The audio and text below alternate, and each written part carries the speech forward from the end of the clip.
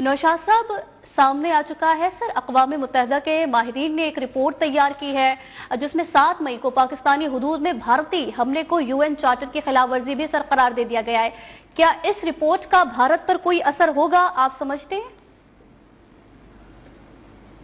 ये जो रिपोर्ट है ये बेसिकली अगस्त सितंबर के दिनों में तैयार की गई थी और 16 अक्टूबर को ये इंडिया को, भारत को भेजी गई थी इस तंबी के साथ कि आप 60 दिनों में इसका जवाब देंगे।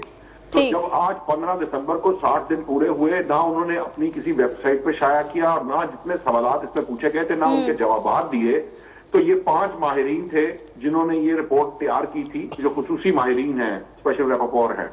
उन्होंने जो ये रिपोर्ट तैयार की थी, 2 मेजर एरिया जो आपने बताए भी हैं, पहलगाम वाकया भी और सिंध तास मुआहिदा भी। अब अगर आप मुझसे एक लफ्ज में पूछें तो ये कहना, मतलब इस तरह कहा जा सकता है कि उन्होंने कहा है कि भारत का जो भी मौकफ है वो नाकस है, बकवास है। उन्होंने जो भारत कहता है वो गलत है, क्योंकि उसकी जितनी भी बात है, जो भी बात उसने कही है, उसका ना कोई सबूत है, ना ही वो उसे साबित करने में कामयाब हो सका। बगैर किसी सबूत के उसने जो गुफ्तगू की, ये एक्चुअली इस खित्ते के लोगों को, इनकी लाइफ को जो है ना वो थ्रेटन किया है उसने, भारत ने। अब ये जब इस सख्त अल्फाज के साथ जब ये रिपोर्ट सामने आई है, बेसिक मामला क्या है, ये पब्लिक इसलिए की गई है कि जो भारत है वो अपने आका, जो इसराइल उसका आका है, वो समझता है कि जो इसराइल जिस तरह से अक़वाम मुत्तहिदा को अंडरमाइन कर लेता है या उसकी बात नहीं सुनता, तो वैसे ही भारत भी जो है वो बॉदर नहीं करेगा अक़वाम मुत्तहिदा को।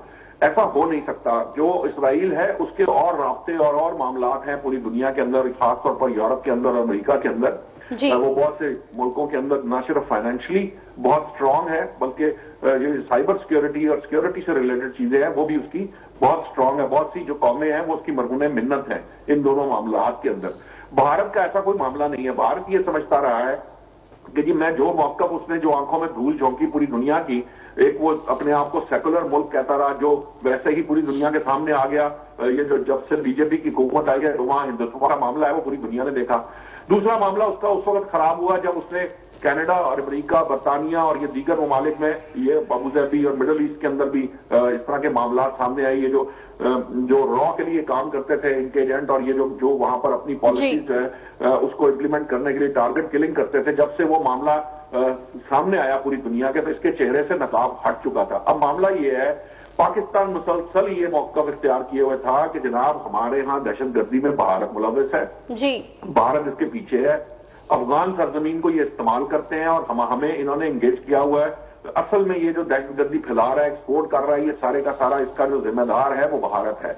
लेकिन भारत चूंकि पहले अपने जो कहते हैं ना लॉबी के जरिए गुज़िश्ता 3-4 दिहाइयों में वो उसने लॉबिंग ऐसी की हुई थी कि किसी को वो नजर नहीं आता था। अब जब उसके चेहरे से नकाब उतरा है तो फिर पता चला कि ये जो है ना दुनिया को असल शक्ल नजर आई। तो अब अक़वाम मुत्तहिदा ने जो सवालात उससे पूछे हैं वो सवाल ऐसे हैं जिनके जवाब यकीनन उसके पास हो ही नहीं सकते, इसलिए उसने जवाब भी नहीं दिए।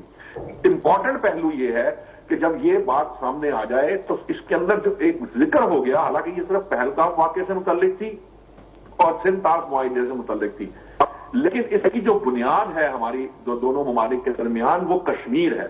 और कश्मीर पर सवाल पूछने का मतलब ये है कि कश्मीर का मामला जो है वो अब दोबारा बैक बर्नर पे नहीं रहा, वो फ्रंट पे आ रहा है और अक़वाम मुत्तहिदा इस मामले को लेकर आगे बढ़ेगा।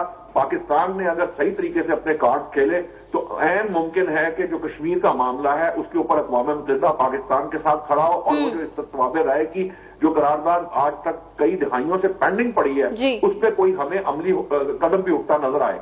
तो भारत जो है वो जो कुछ करना चाहता था वो कर चुका। अब उसकी जो है ना बुरा वक्त शुरू हो चुका है।